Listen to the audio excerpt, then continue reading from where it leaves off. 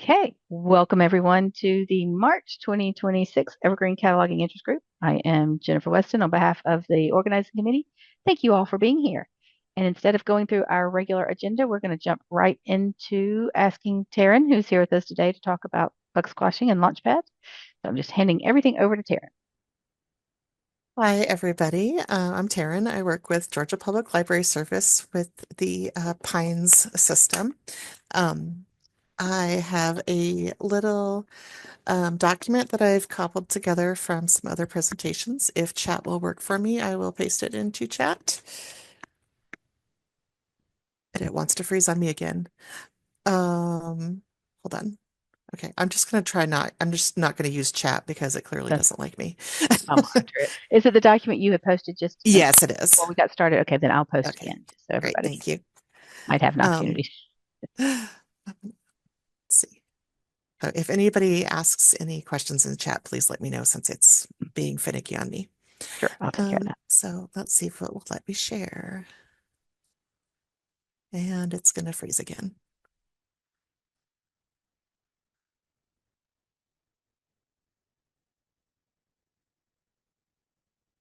It really doesn't like me today.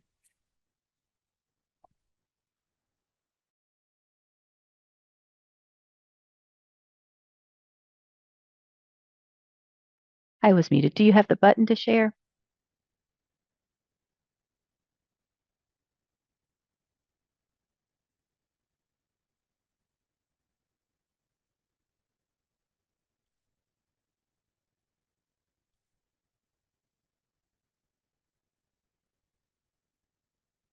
Okay, let's see.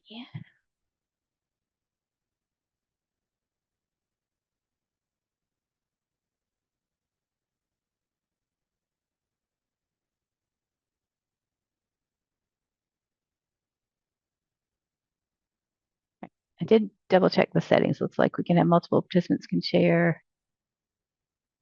I think Terrence's probably going to leave and come back.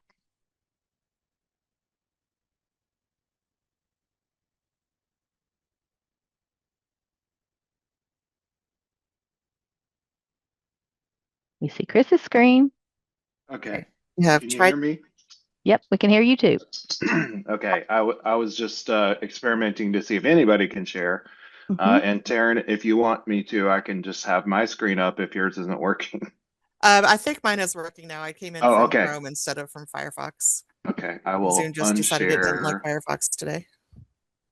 Okay. Cool. Oh, if I can unshare. I've got it set so Stupid. we can do simultaneous. Terrence should be able to share even if you are. She can override Stupid. your. Good. Because I don't seem to be able to stop it. My controls are not agreeing with me. I'm The unable to brakes aren't stop. working. I'm unable to stop Chris from sharing. All right. Let's just I'm good. blame Zoom today. It's just Yep, Zoom's fault. it is. Absolutely. Okay. Can you see my screen with my little document on it now? Yes. Okay. It's not showing it to me, so I can't tell what you're seeing. We're seeing your background, so we're seeing your wallpaper and your document. So we're seeing the whole screen. Okay. Okay. Okay. So There. so just a little overview. I think most of you, I recognize most of your names. So I think most of you have participated in bug squashing before, but just for a little overview, I just want to start with a general overview of um, the basic process of how a bug gets reported and fixed. So essentially, in the very beginning, someone notices a bug. So if you are using the system and notice something that's not quite right, and this is true for a wish list as well as a bug, um, you can report it to Launchpad, and I'll go through the Launchpad interface in a little bit. Um, and then after you report it, someone else usually tests to see if they can recreate that same bug. And if they can, then they confirm the bug. And after that, hopefully sooner rather than later, someone develops a patch to fix the bug. And a patch is simply a bit of code that would get added to Evergreen to fix the problem, and this could be a bug or a new feature. Then someone else, before that code actually goes into actual Evergreen, someone else will install that patch onto a test server and test it. And if it tests successfully, then they will sign off on it. And after it's signed off, a core committer, which is a group of some of the developers, reviews the actual code of that bug and commits it into the main code repository, which is just a way of saying the Evergreen code. And then the release team, periodically throughout the year, collects all of the new code and packages it into the next software release. So on that document, I put a little bit more detailed information about each one of those steps. And I won't go through it, through every single line, but just to highlight a few things. When reporting a new bug, if possible, it would be great to test it out on a generic test server. And I have a link to the test servers later on. Because the test servers don't have any local customizations, they just have test data on them. And that way you can be sure that whatever bug you're reporting is actually specific to the main Evergreen code and doesn't have anything to do with a local customization that you might have.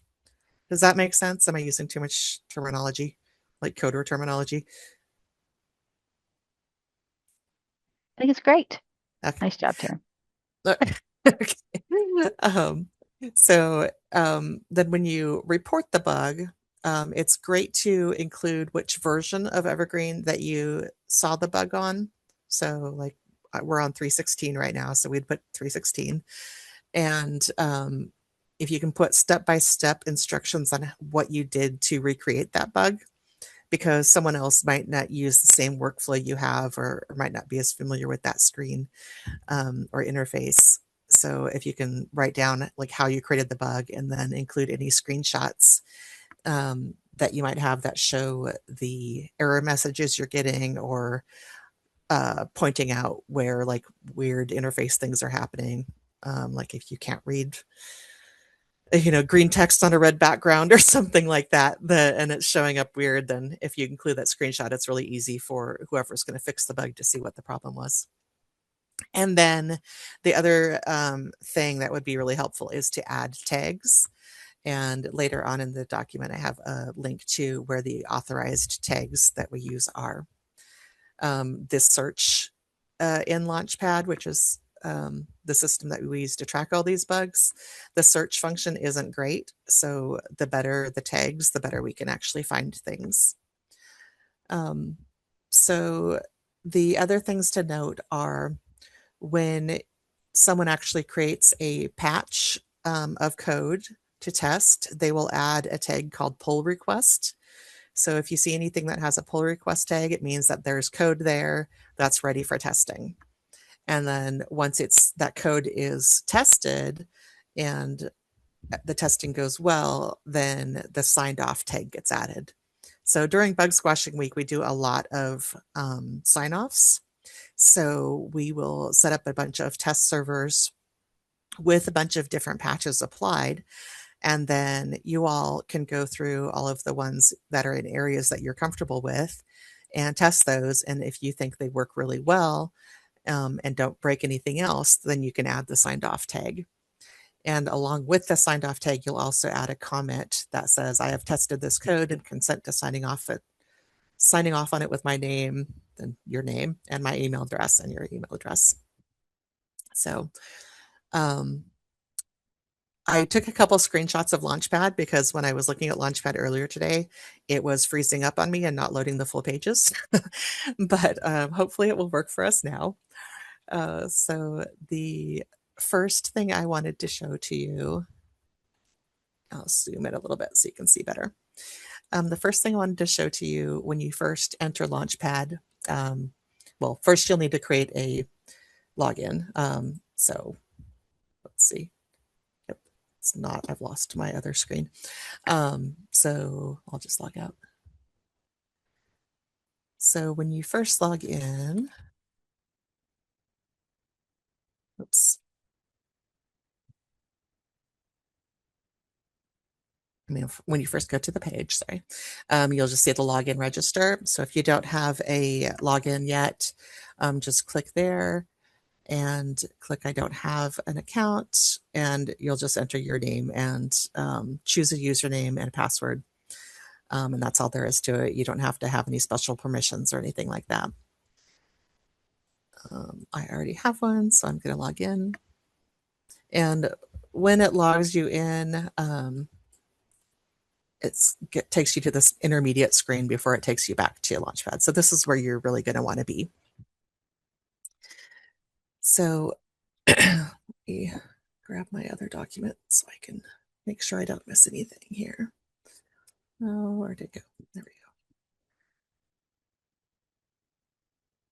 go. Okay, so the first thing that I would recommend doing to make your life easier down the road is to adjust which fields that you want to see on your list of bugs.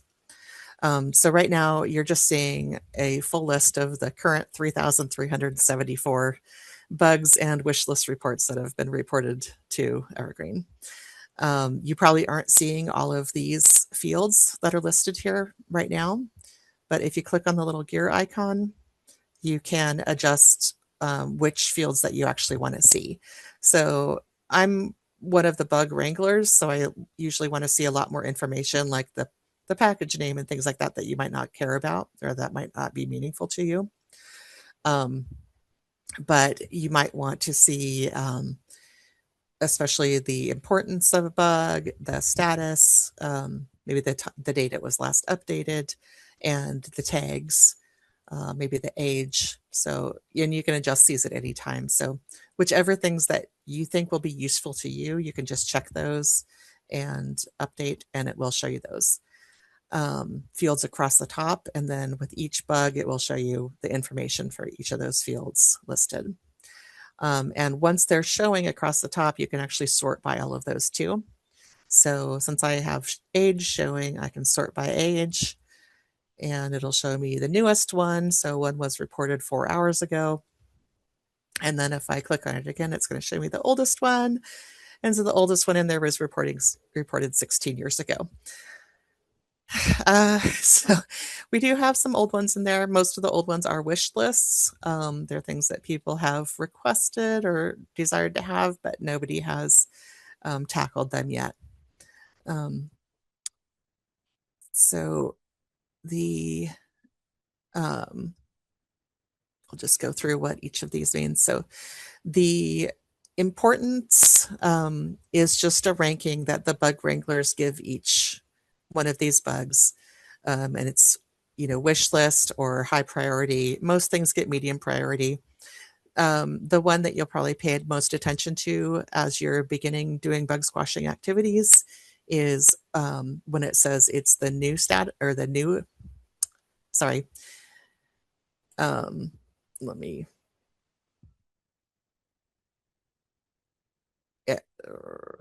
sorry, I'm thinking of status.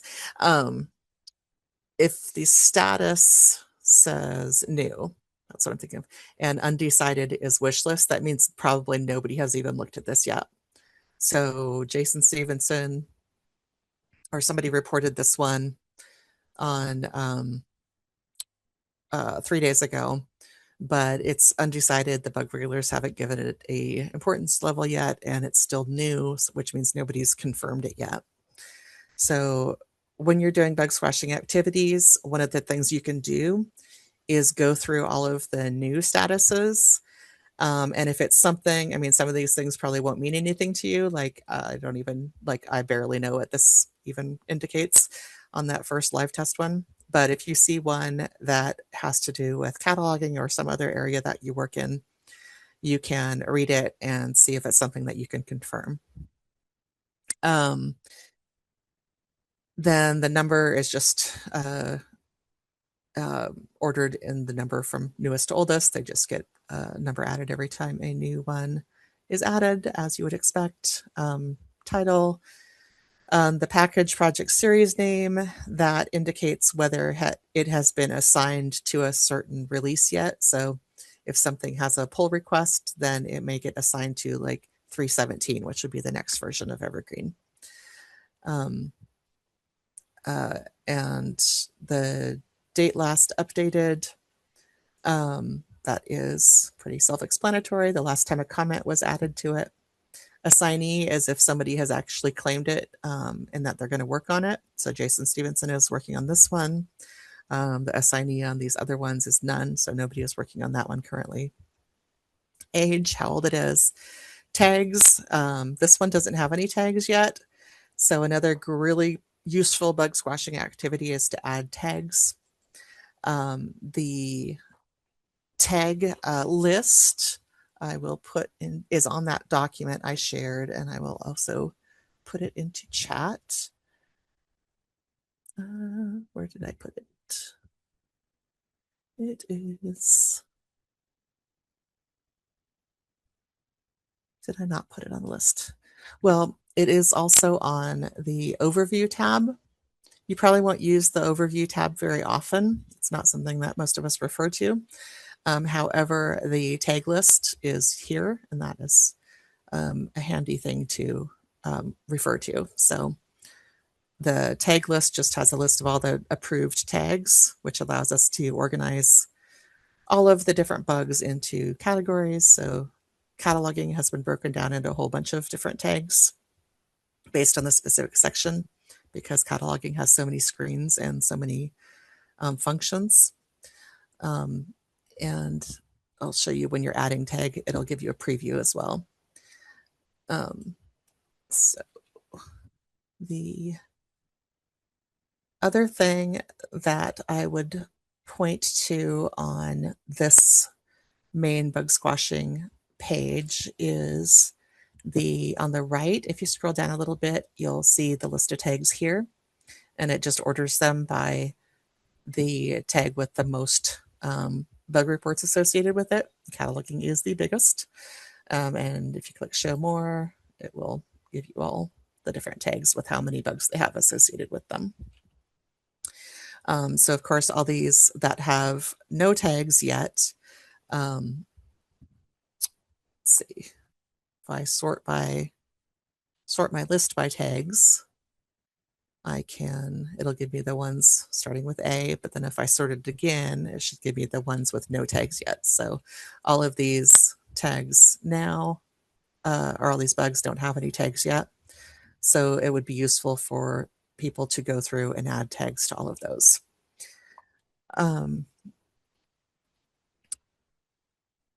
The other thing, go ahead. We had one quick question, Darren. Okay. Sherry asked that if you don't feel confident tagging a bug thoroughly, should you refrain from tagging an untagged bug?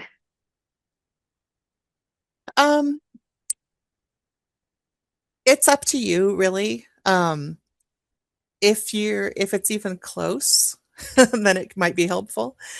So for example, like if it's something to do with cataloging, and you don't know which subsection of cataloging it relates to, you could just give it the generic cataloging bug. Sure. But if it's in an area that you don't really work with at all, like with, like this XML, libxml XSE attacks thing, like I would just leave that alone. So but it's you can be cautious at first if you want to. I mean, tags can always be removed, so you can't really break anything. And if you add a tag and somebody else doesn't like it, that just prompts them to correct it. So the end result is going to be good anyway. Great, thanks. And Chris added that you can just allow the bug wranglers to do it. It's not required that you add a tag. Yeah. Thanks. Yeah, it is. It is very useful, but it is not required. But it's a good way for people that are new to bug squashing to just get familiar with what bugs are in there and get more comfortable with what tags are possible.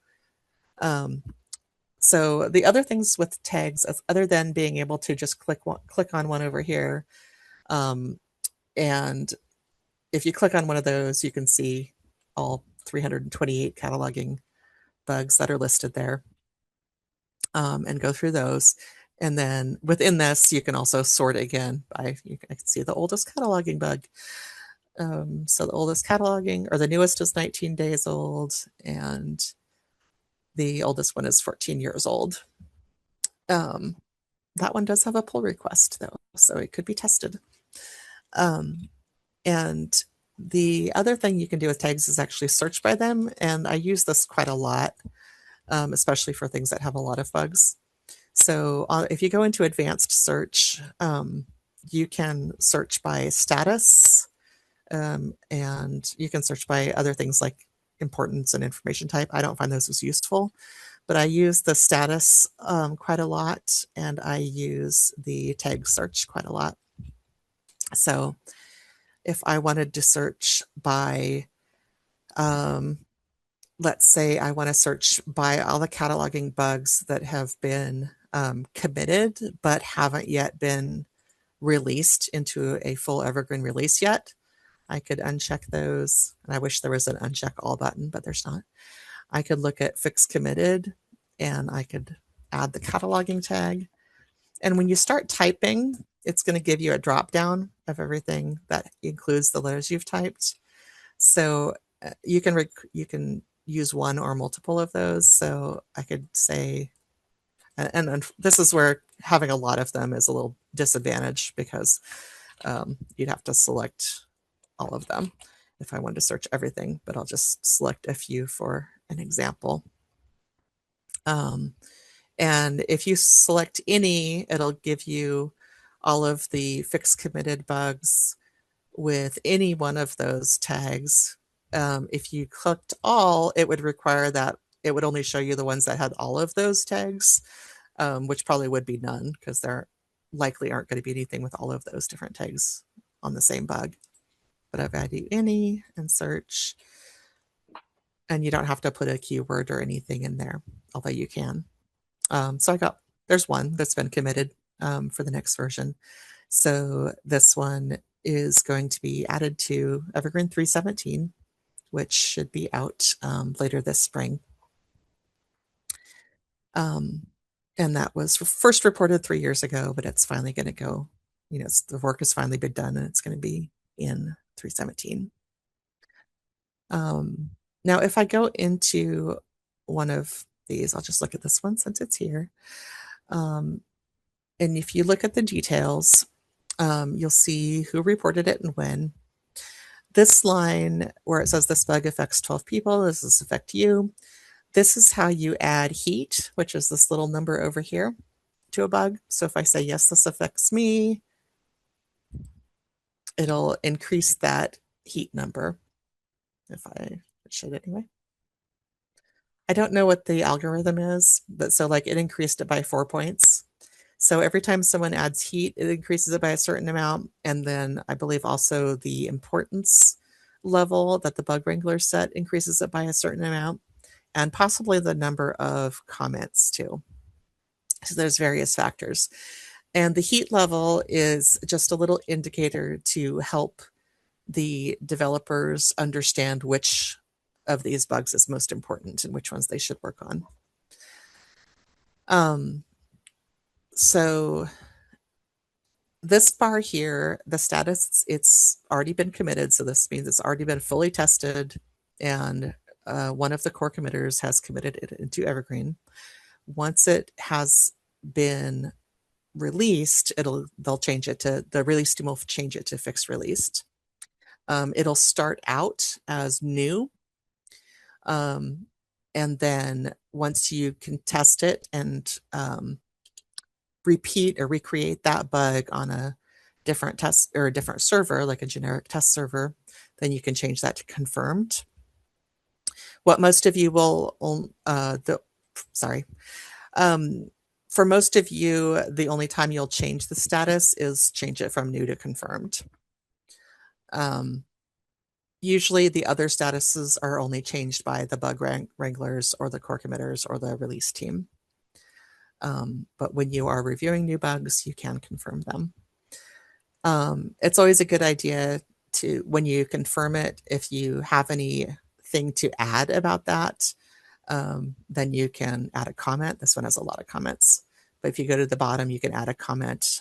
So if that was new, you can say, change it to confirmed and say, I was able to recreate this bug on a, community demo server with Evergreen 316 or something like that. Or if you said, yes, I can confirm this, and I also see this other problem on that same, related to that same issue, you can add additional information for that as well. If you are adding if you're reviewing something that is a wish list rather than a bug, so rather than it being something broken, it's something that you wish it worked this other way, or you wish there was another column available on a particular grid, or you wish there was an option to, change something into a different status on a particular screen. All of those things would be changes and improvements. So those would be considered wish lists.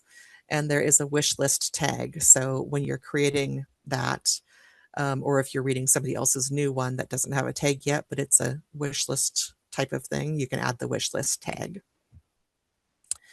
You won't be changing the importance, but that is just set by the bug wranglers. The assigned to just indicates whether somebody is actually working on it or not.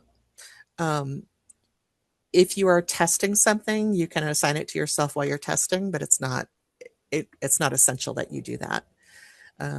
Mostly that's used by people that are actually developing code.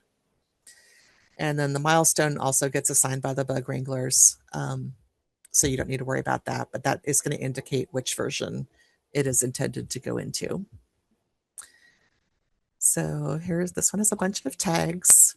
And you can see who added different tags. So, Michelle Morgan added the cat holdings editor tag. There's different people participated and added different comments. And you can read through those on any particular bug. And then down here, where you see the link,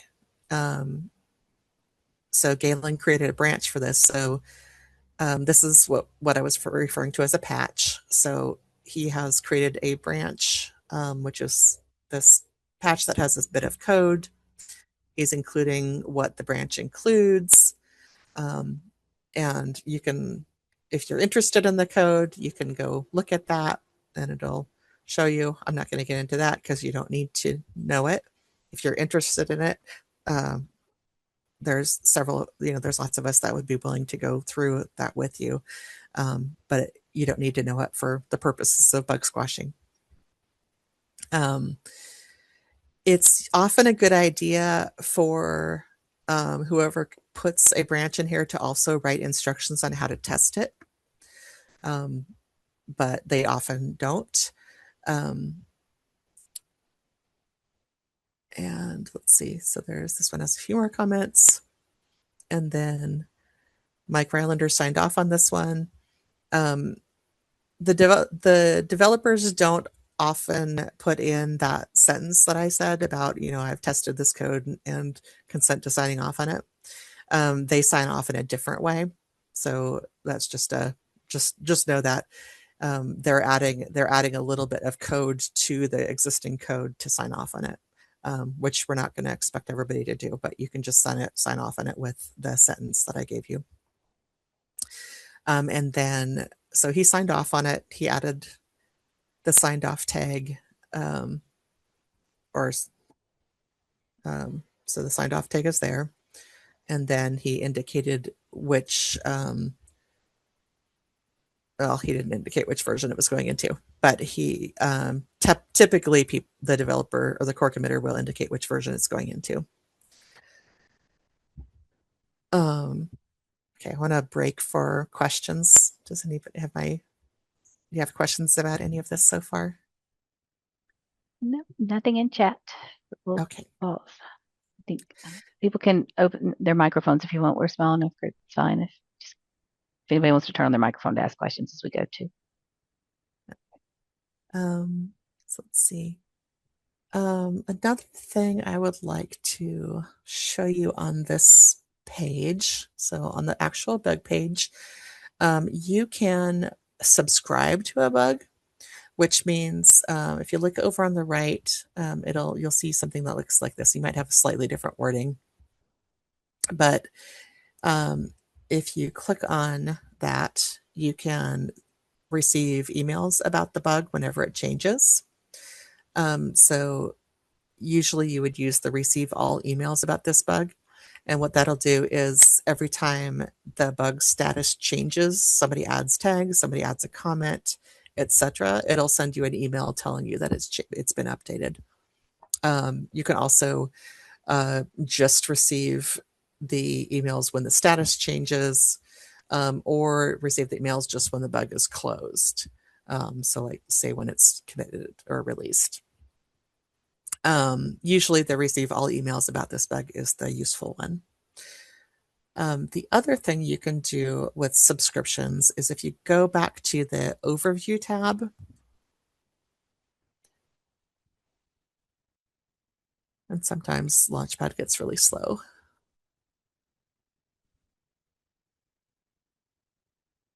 There we go.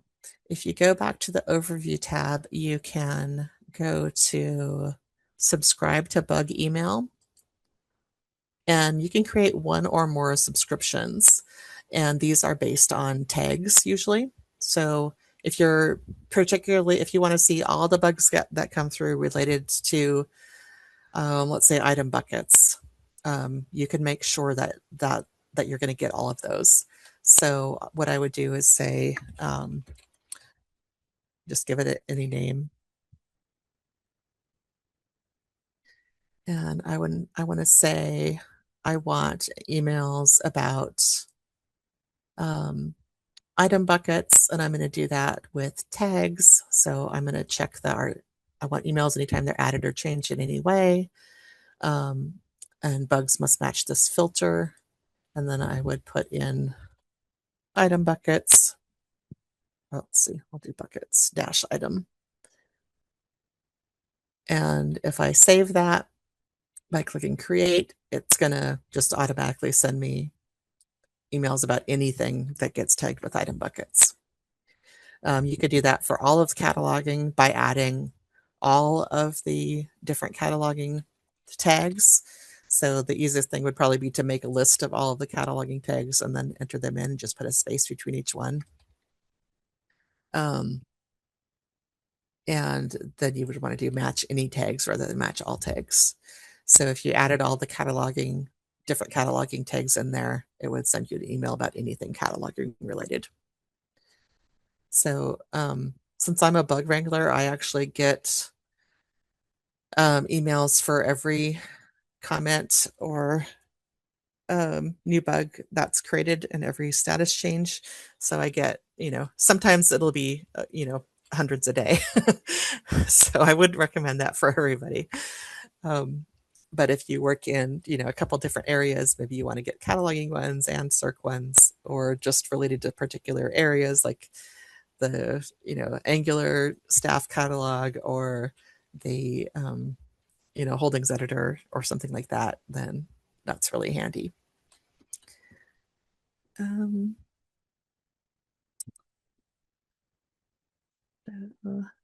I put a little, oops, find my other screen. I put a little screenshot. It keeps going away on me. There we go. Put a little screenshot in the document I shared with just pointing out a couple different things that are handy to do. So adding heat, verifying bugs and confirming them, adding tags, and adding comments. There's also a link here that goes to, oops, sorry, that's not the right page. There it is, the link about the bug squashing activities. And so this repeats some of the same information. It's just a little guideline. One thing I didn't say is the upcoming Feedback Fest and Bug Squashing week are basically the same thing. Feedback Fest, though, is usually associated with a particular upcoming release. So when we do our upcoming Feedback Fest, it's going to be specific to testing what will go into Evergreen 3.17. And although some of the things we test, may not end up making it in. And then bug squashing weeks are other types of the year when there's not a particular release coming up right away. It's just kind of in between times. There's usually 2 major releases per year. So there's 2 feedback fests, and then there's 2 other bug squashing weeks. And we try to spread those out. So every 3 months or so, usually. But the activities are the same. You'll just go through testing things and signing them off and adding tags and things like that. So there's a little bit more information here. There's also some a link to the official tags there. There was a couple different Launchpad or a couple different presentations about Launchpad and contributing to Evergreen from previous conferences. That's probably clearer to understand than I've been today. And so again, some reminders about types of things that you can do. One of the things you can do is check old bugs to see if they're still valid. Some of the things, especially if interfaces have been redesigned, some of the old bugs may have been fixed along the way. So they may have been valid when they were reported, but they're no longer valid. And if you find one like that, you can change the status to won't fix and add a comment about why it won't be fixed because it's already been fixed. Or you could just add a comment if you wanted to, saying, I believe this has been fixed with Evergreen 3.16. And then one of the bug wranglers can change it to won't fix. During bug squashing week, we will give you a spreadsheet that has a list of the test servers and the different patches that have been applied to each of the test servers. And let me grab one of the old sheets for you here. So this is the one we did in February. And if you look at the detailed information, so this is what it looked like. There's a bunch of different tabs at the bottom. The first tab just has some handy links,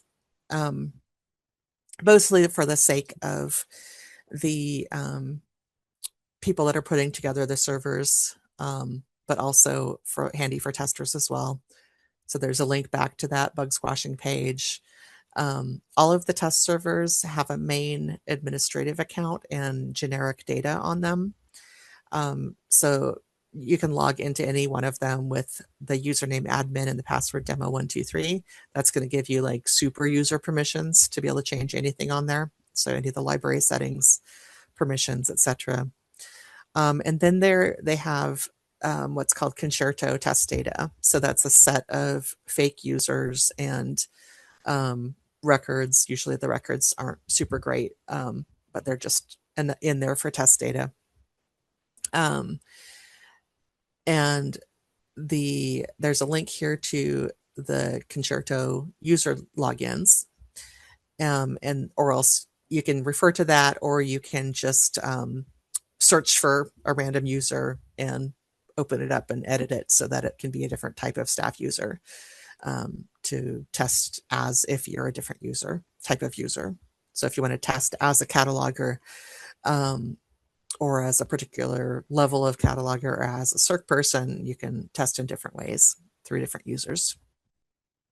There's also expanded concerto. So the regular concerto is just a small set of users and records. The expanded concerto test data has a lot more users and more data and a different types of setup. So more information for, say, acquisitions and maybe like booking information, that sort of thing. So you don't have to do quite so much setup to do testing. On my test server that I put together, I always just use the basic concerto. But some of the other test servers that other people set up uses the expanded concerto. There's let's see, the old bugs that need to be checked to see if they're still valid. That's a handy link. That's something that's always useful during bug squashing activities. Bugs with new status that need to be reviewed or confirmed. You can follow that link. And then again, the list of the official tags and a little reminder of what the comment is that you would add if you sign off on something. So then the second tab is the list of test servers. So this was from last time. So on my test server, this whole section, the first section is all what was installed on my test server. This was the link to my test server, and then the login name, and I had the basic concerto data on it. Category, it's pretty self-explanatory. The title of the bug, the link to Launchpad. So for this, this accessibility patch is installed. You can click on Launchpad to review what it was actually doing. So on this one, you can read the description, read the comments about it. There's the link to the actual patch. This one had a sign off. And then it looks like somebody else also tested it, but did not think that it fixed the issue. So they removed the sign off. So that can happen as well. And then another person also tested it. So you'll see this a lot of times where multiple people will test. And she also did not think that the patch signed it. And then the last person tested it, and they entered more additional detailed information about what they saw when they tested it. So this is a case where it was signed off, but the sign off was removed, and the pull request was removed, and the needs work one was added. So you don't need to worry about adding the needs work tag. That's something that the bug wranglers will do. But if you were testing, you could do the same type of thing where you can say what results you found and whether you thought it should be signed off or not. Or if you didn't, if you tested it and didn't think that it worked or saw other errors that it created, you could put that in the comments. The status is just something that I keep up with throughout bug squashing week. So all of the people that are testing can see whether it's something that they need to test or not. So like this one says, clearly it's not up to date now because it's changed since the last bug squashing week. But if somebody had already signed off for an example, like this one was already signed off, so you might not want to spend your time testing that one necessarily because somebody else has already tested it. Or if it's already committed, then there's no real point in testing that anymore because one of the core committers has already reviewed it and got it into the code. You don't really need to look at the open pull request tab, but you can if you're interested. So at the time of the last bug squashing week, these were the cataloging bugs that had patches and which server they got put onto for testing. And you could read through the Launchpad links if you wanted to. Then the next tab, sorry, the Zoom thing is hiding my tabs. There we go. The patches signed off during bug squashing. This is the ones that have already been signed off and committed. So we got quite a lot done. We had 31 different patches signed off, and most of them committed during last bug squashing week. And then the last one, this is where you get your kudos. So whenever you update, whenever you add tags, whenever you comment, whenever you confirm a reported bug, or add feedback, or add a sign off, then I will add your name to the list and we'll get your numbers updated. So depending on what I'm doing, sometimes I might be a couple hours behind on getting your name and numbers up there, but I try to get everybody tracked properly so everybody gets credit. And then your names will also go on to the final report that I do here. So I count up how much work we accomplished and then put in all of the participants. So your name will get on here as well. Okay, I think that is all I can possibly think of to say. Does anybody have any questions? I can see chat now. Okay.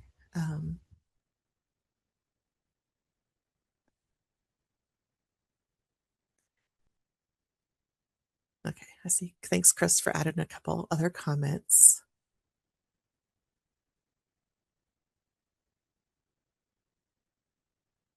And yeah, if somebody else has added tags and you think other tags are also relevant, please feel free to add more. Nothing gets hurt by more tags.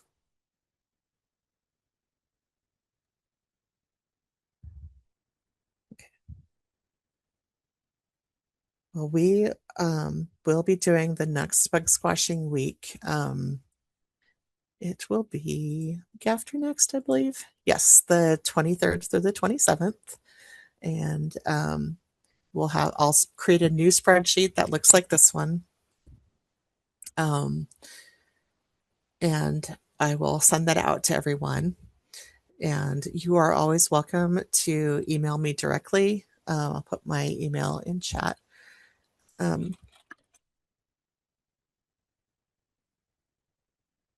You're also always welcome to email me directly if you have questions, like if you have tested something and you want to sign off, but you're not confident in doing it. So you want me to go over it with you first, or see if there's something that you might have missed, or you just want, verification, or if you have a question about what you should put, please, help let me know. I'm happy to walk you through it.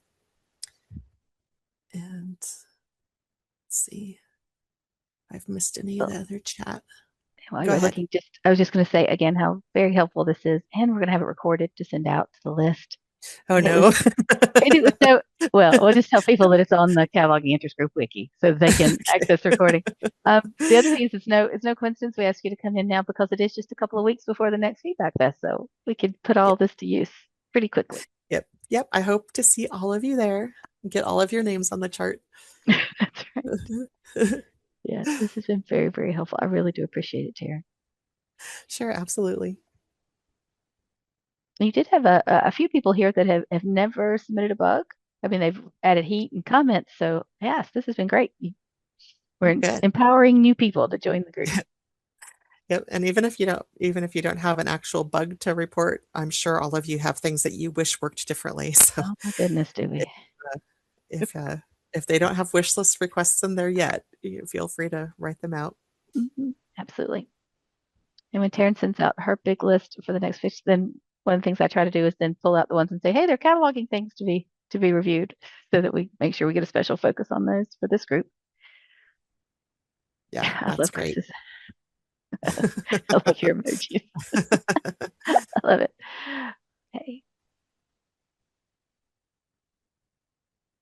All right. Well, then, thank you all so very much. We will wrap up early, which is something I rarely do. So, congratulations. You finished on time and something I can't manage to do on these days. So, we'll let everybody go back about their day, and I'll send out updates when the recording's ready. And for those of you that are going to be at the conference, look forward to seeing you. We won't meet next month. We'll just meet in person. So, we'll pick up these meetings again in May.